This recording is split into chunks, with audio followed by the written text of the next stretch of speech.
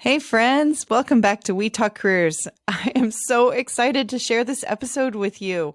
We have Kathleen Elicker on the show. She's talking all things PR and finding your voice in this noisy world. Whether you need to speak in front of a huge audience or you simply need to be heard at your own kitchen table, you are certain to learn something today. So enjoy. Welcome to the We Talk Careers podcast, brought to you by Women in ETFs. This is Christine Delano, and I'm thrilled you've joined us. If you're pursuing excellence in your own career or intrigued by the hustle required to make it to the top, this podcast is for you. This is season 6, and we are dropping in on leaders across the globe. We're going to learn how to balance, how to speak truth to power, and how to have fun doing it. So put aside that massive to-do list and let's get inspired. Kathleen Elicker is an account director at Gregory FCA. Kathleen specializes in PR and marketing for the ETF industry. A seasoned media relationship strategist, she partners with issuers to develop and execute communication strategies that elevate their market presence. Kathleen has worked with leading firms including GraniteShares, Tidal Financial Group, and ROBO Global, helping them amplify their voice in an increasingly competitive marketplace. She grew up in a Philadelphia suburb and has lived in the city for the past 4 years. She's in a restaurant club and enjoys uncovering new foodie experiences. Welcome, Kathleen Elicker, to the We Talk Careers podcast. So good to have you. Thank you so much, Christine. I'm so excited to be on here chatting with you. I am happy to have this opportunity to sort of pick your brain on things. So as our listeners know, I have a book coming out. And one of the things that I've been able to do with having been part of a large publisher is that they've got PR teams and marketing teams and all of that. So in a few minutes, I'm going to ask you to sort of define for us the difference between PR and marketing and kind of take us through, because honestly, I was really unprepared for what these teams did. And I'm also kind of curious if every company approaches it sort of the same way. So I'm going to look for some feedback on that from you. But first, I want to talk about where you're from. So you live in Philadelphia proper right now. Is that right? I do. Yeah. I lived in the Center City for about 3 years. And then I moved a little bit north to Fairmount, which is a little bit of a quieter neighborhood in Philly. So I've been here for about a year or so. So it's so great. But yeah, living in Philly, I grew up around a Philadelphia suburb too. So go Birds. Okay. Well, we just dropped off our son at Lehigh University. Amazing. Which is not too far from you, right? Not at all. Not at all. That's so exciting. I don't always get that response up here. I'm like, Lehigh, and people are like, where? What? No. I'm like, oh, Kathleen's going to know where that school is. I do. I'm excited for him. That's awesome. He really, really loves it. I was just talking to him like an hour ago, and he's like, I think I've learned more in the 2 weeks that I've been in school than like a year in high school. Like he's like every class, even if I don't really love it, I'm learning like every class. So I was excited to hear that. Yeah, that's good feedback. Yes. That's good feedback for about a month. Yes, especially with how much we're spending to go there. So I'm glad it's not just all fun and games. Exactly. Let's keep it that Absolutely. way. All right. So circling back to your role and being at Gregory FCA. So kind of tease us through PR and marketing and what we need to know about the difference.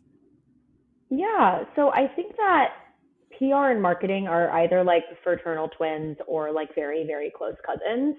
They kind of fall under a similar umbrella, but they definitely have distinct swim lanes. So I think like in terms of splitting them up in 3 different ways in terms of purpose, approach, and even how you kind of measure the two. So for PR, the purpose is to really build and maintain a reputation with a lot of different kind of stakeholders. So think like the community, even, your employees to a certain extent, investors, and then more broadly, like the media. It's really just reputation management and kind of building that trust with the people who have eyeballs on your company. And the purpose of marketing is kind of to drive the sales goals and really just customer retention and kind of keeping things moving in that way.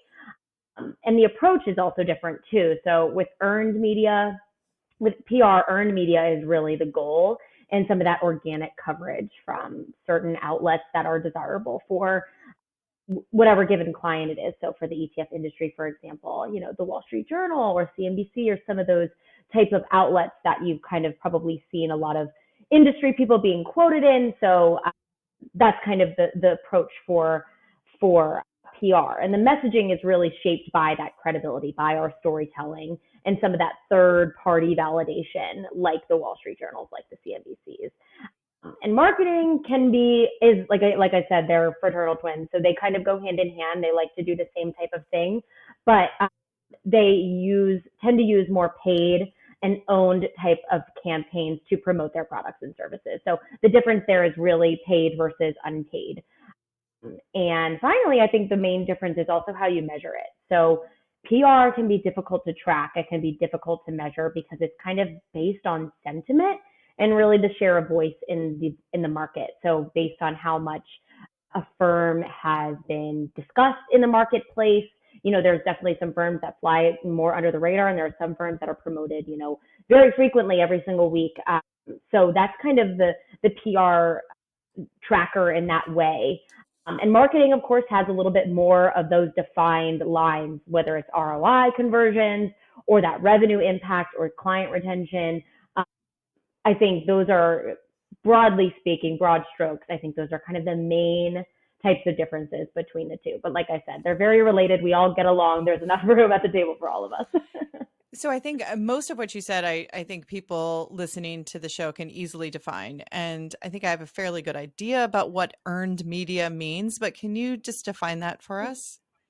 Yeah, of course. So earned media is a lot like if you're sitting down with a reporter and you're talking to them about a topic that you're interested in, you're knowledgeable about, and they find valuable, that in turn, you could have an earned media placement, meaning that that reporter took your insights and publishes them, whether it's online, whether it's via podcast format, or so on and so forth, like the broadcast or something along those lines. So that is really the crux of earned media and that organic coverage that PR can really yield. Wonderful. So Kathleen, you and I met because Women in ETFs was looking for some support in sort of all of what Gregory FCA does. And when we were talking about this and when we sort of shared some communication back and forth, you were talking a little bit about how you help not only companies, but also like individuals find their voice. So yeah, tell me a little bit about what you mean by voice in this industry. Yeah, I think the best way to put it is that at Gregory FCA, we've just seen over and over that there are funds and there are firms and, to your point, individuals who are able to stand out. And I think that's because they've really taken a grasp on communicating their why. In a marketplace like the ETF industry, there are thousands of ETFs. I think the latest figure was that there are more ETFs now than there are US stocks, which is insane.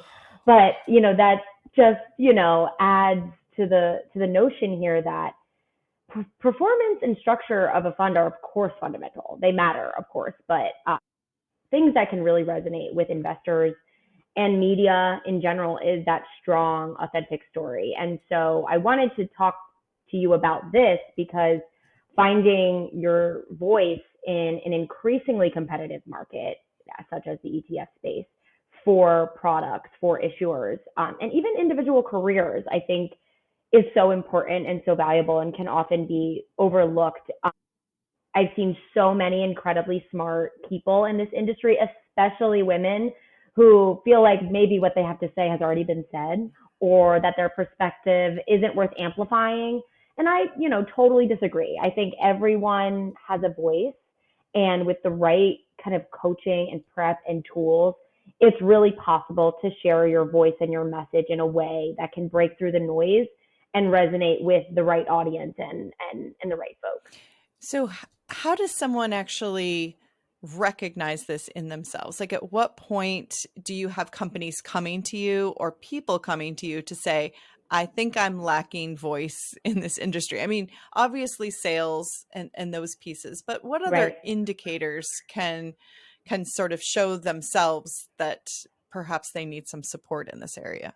Yeah, I think a lot of times we get clients who've seen other people in the industry Mm. and they're like, this person is so good at, media interviews. I see them quoted all the time. And, it's just such a valuable thing to not only amplify your voice from a third party via, an outlet, but also as a, from a personal standpoint, having that confidence to say, you know what, like I can be quoted in this article because I do know what I'm talking about. So I think a lot of it is like you kind of side eye the other people in the industry. They're doing this and I want to do this too.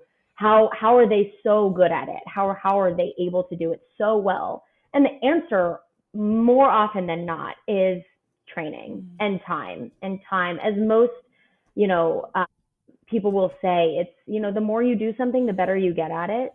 So, you'll see these people often quoted or often on CNBC or something along those lines. And you'll be like, geez, they are just so good at this. They are constantly on this show and they know what they're talking about and they can communicate it so vividly and so effectively. How, what is the secret? And the secret is, training, and the secret is doing it over and over again. You think, that person who started, their first interview probably does not look like their last interview. So, give yourself some credit. And I think that's where our team can really come in. We are able to explain that to people. Like the fundamental thing about PR is anyone is able to be a subject matter expert. It's just giving you the right tools to get there. That's the challenging part, and that's where we can help. So does anyone come to mind? Any story that you can put to a voice here? Anything you can tell us that, kind of brings some of this to life? Oh, absolutely. I mean, there have been thousands of clients that I've had, and I think just with the women in ETFs kind of, mindset coming right to the forefront now, I've had so many female clients who are just so smart. And like I mentioned earlier, they kind of shy away. They may not want to be the first person to raise their hand to, jump up for a media opportunity.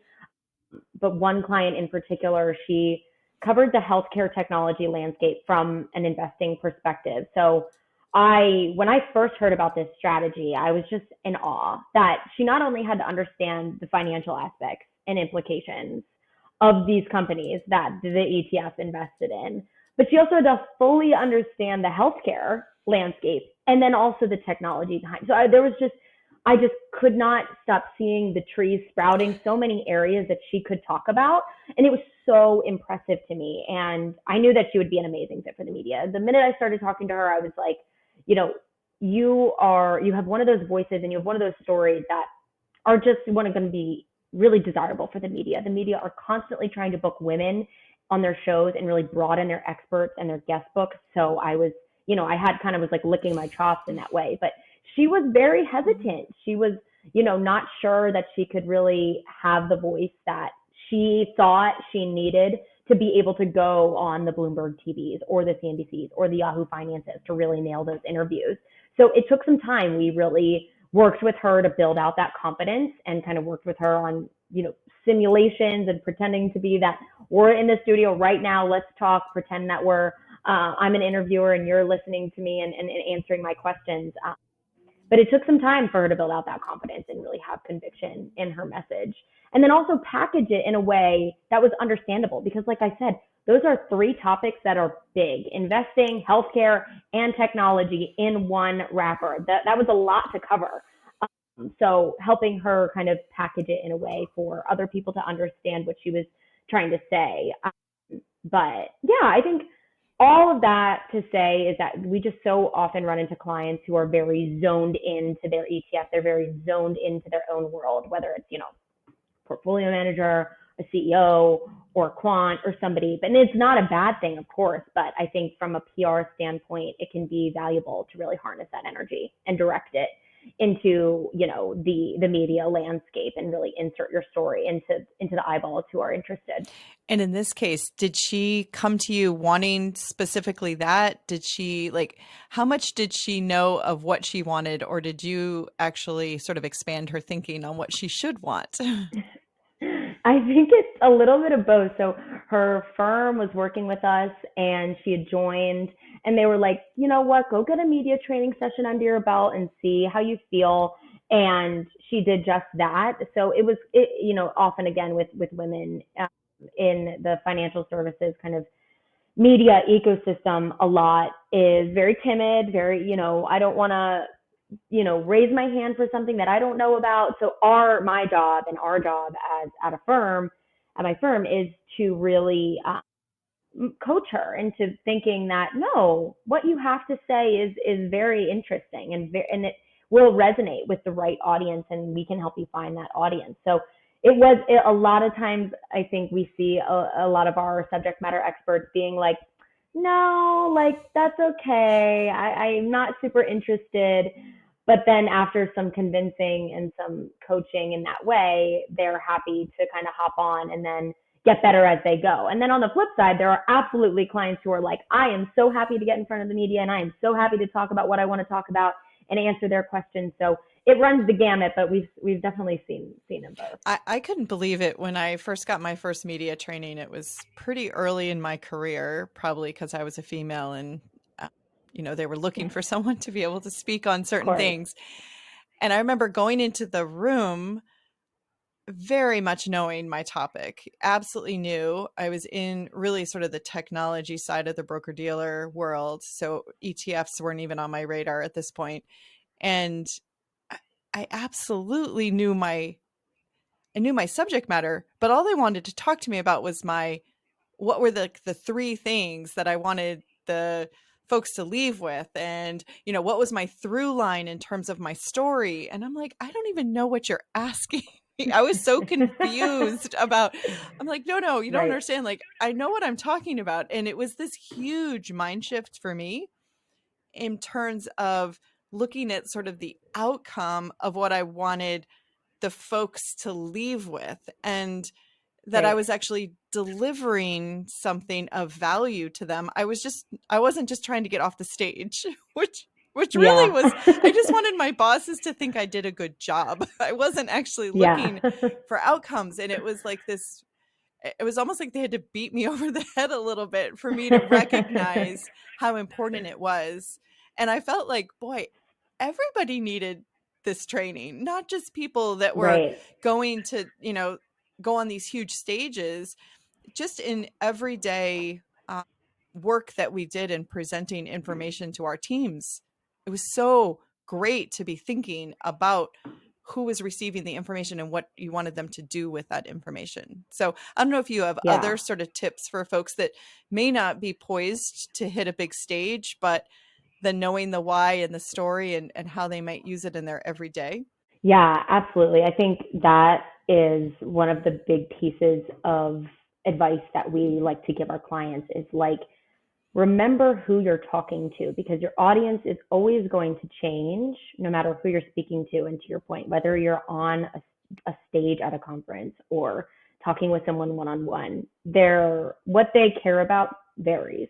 So I think in terms of advice, when you're building your message, when you're trying to understand, okay, here is why I launched this fund, remember to start with the why. This strategy, why this strategy, why right now, and just really make sure that the vision that you have for your fund and who it should be servicing and why it should matter to them right now is crystal clear. And it can be, that message can change for each of your audiences because of course, we have ETF issuers who are trying to target a wide range of investors, but then there's also ETF issuers who are really trying to target a certain segment of investors. So just remember your why for your audiences, however many there are. And then I think that of course goes hand in hand with your audience. who are you trying to build a presence with? Are you trying to tap into the institutional investors? Because your message will be very different than if you were trying to tap into the retail crowd. So your message has to vary depending on who you're trying to reach. So it doesn't mean that you have to be siloed into a certain category and targeting certain people, but it does mean that when you are laying out your plans for your message and laying out who you want to target, that those messages are tailored for those specific issues. But, and then I think the final step that I always like to say to clients is be consistent. And unfortunately, practice, practice, practice.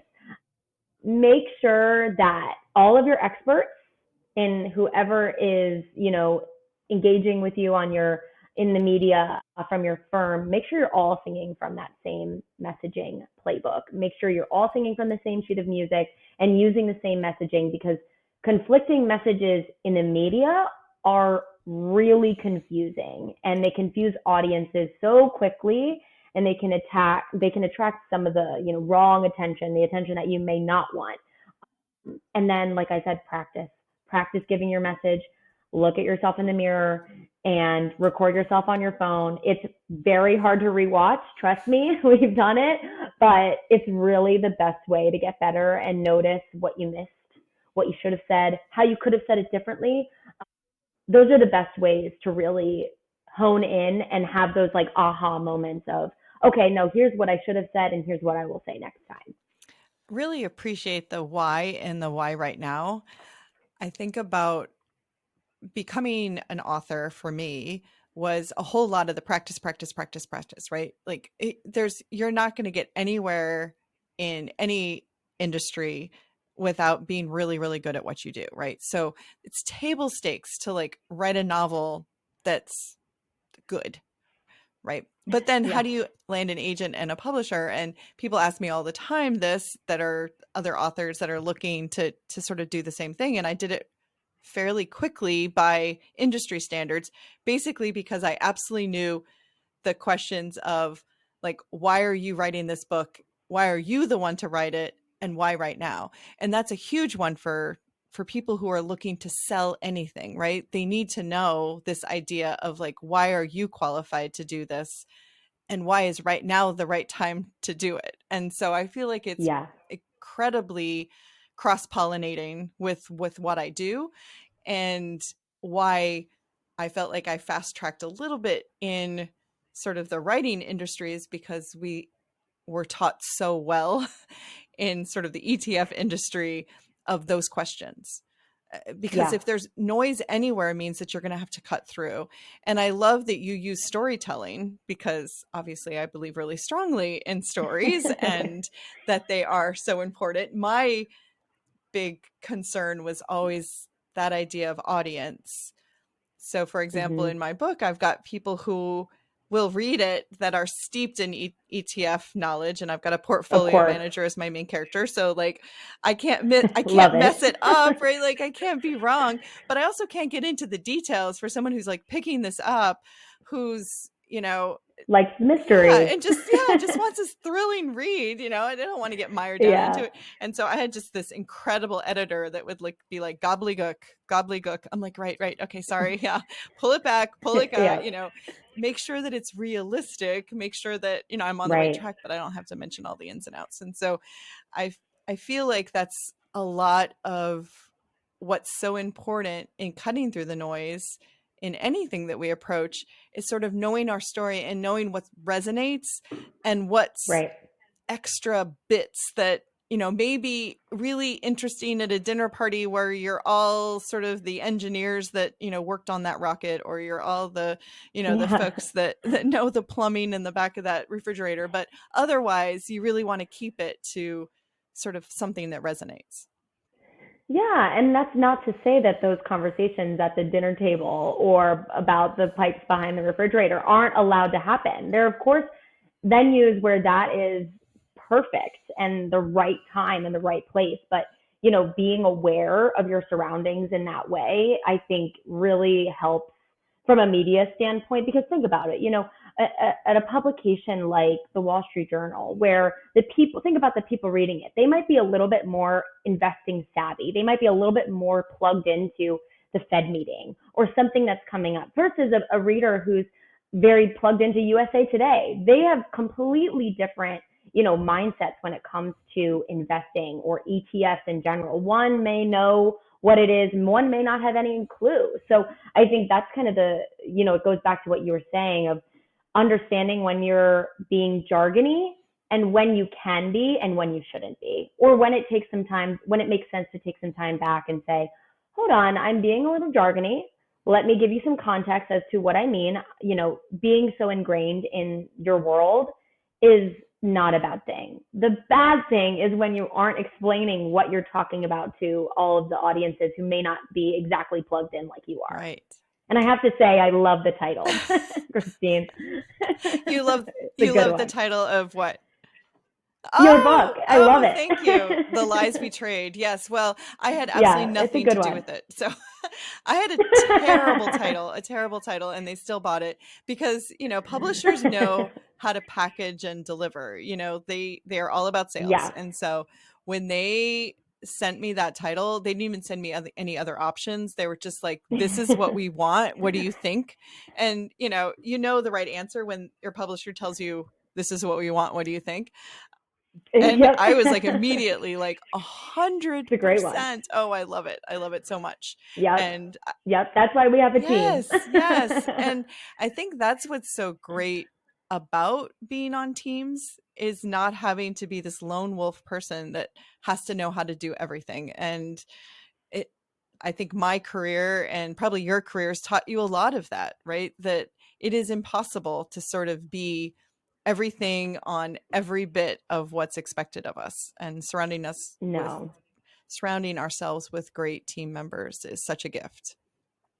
Yeah, it's the gift I think in my industry. I can speak to that. I don't know where I would be without, the help that I have from my team members.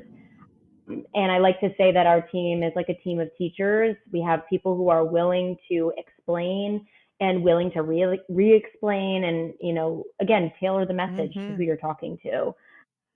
It's all about being that voice for somebody and helping them out in that way. I think, those are the people that I look up to in my industry. I have, my boss, all of the members at Gregory FCA who have kind of been able to coach me throughout this way, and then hoping that I'm able to do the same for the folks underneath of me, which is, is exciting and nerve-wracking at the same time. Absolutely. So, some big shoes there. Yeah. So I have so many questions for you, and I know we're going to quickly run out of time here, but one of them that I wrote down was something that you had said about being curious is better than being clueless. So curiosity is something that has really resonated with me and so many of our guests on the show. When I ask folks, what is the one thing if they're putting together a team that someone on their team needs to be, it's curious. That word is like repeated so many times. And I mentor many young people and I mention it all the time. I'm like, find what you're curious about. If you're not curious about what you're doing, you need to find a job that explores your own curiosity, because I think that is what sustains us. So I don't mean to be putting words in your mouth, but being curious is better than being clueless. So go. What did you mean by that? Yeah. No, I think you really nailed it. I think it's okay to ask questions and ask people to clarify if you're unsure about things. I think as a young woman in kind of like the financial services field, it's absolutely daunting to speak with some of those C-level executives who are, really ingratiated in their world. They know what they want to talk about. They have such deep rooted knowledge about, ETF structure and how to go about launching an ETF. So all of that stuff is so, interesting, but it can be confusing and it can be a lot to wrap your head around. So I think when you take a step back and you're, willing to ask and willing to be curious and willing to, say, hold on, can you give me some more context to what you're talking about? I think I've found in my career that people are overarchingly very happy to explain what they mean if you approach them with curiosity. If you approach them with, hold on, I'm really curious about what you just said there. What do you mean by that? That's completely different than asking them, wait, I don't understand what you mean.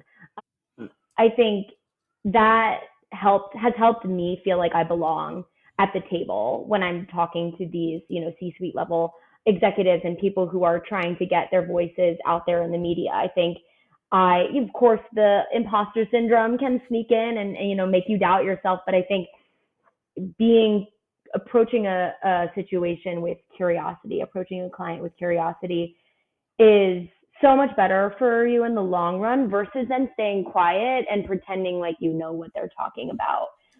And I think the staying quiet makes you feel like, okay, I'm not rocking the boat. I'm not asking any questions. I'm not making myself look stupid, which is a big fear, of course, everyone has. But I think that letting go of being afraid of looking clueless Right. is a big one, and being okay with, Yes. curiosity Yes. And I in think it's general. one thing that great team leaders can do as well is model curiosity, Yeah. model asking questions so that others feel the confidence Mhm. of being able to speak up when they don't understand what's going on. I know early in my career, it was like I would just Yeah. jot things down all the time and like try to go back to my desk and figure out what these things were that people were talking about that everyone seemed Yeah. to know but me. Absolutely. And so I think Yeah. that's such great reminder, and the approach in which we ask questions too, taking a step to say why we're asking it and what we're curious about, I think is really exciting for Mhm. folks that for a lot of them, they have passion in what they're doing. So they want to talk about it. Mhm. Of course. Yeah. People enjoy talking about what makes them happy, what makes them tick, and Right. what makes them curious. So I think just leaning into that has been a really something in my career that's taken a while for me, and still, something that I'm teaching myself, but something that That's has been really wonderful. That's valuable. wonderful. So I'm looking at the time. Whew, I could go on I for a know. long time. Like, this is just fascinating to me how you Same. get people that are such amazing subject matter experts to actually find their voice and how important that voice is, how important Yeah. it is to actually know the story, know your audience, know your why. I hope that everyone really sort of leans into that. But tell us a book you would recommend. And it doesn't have to be about, this space. It doesn't have to be nonfiction. It can, but anything that you have found interesting that our listeners might like as well. Yeah, sure. I think the one that comes to mind is probably a little bit out of the box, but I've been a fan of the book Eleanor Oliphant is Completely Fine by Gail Honeyman.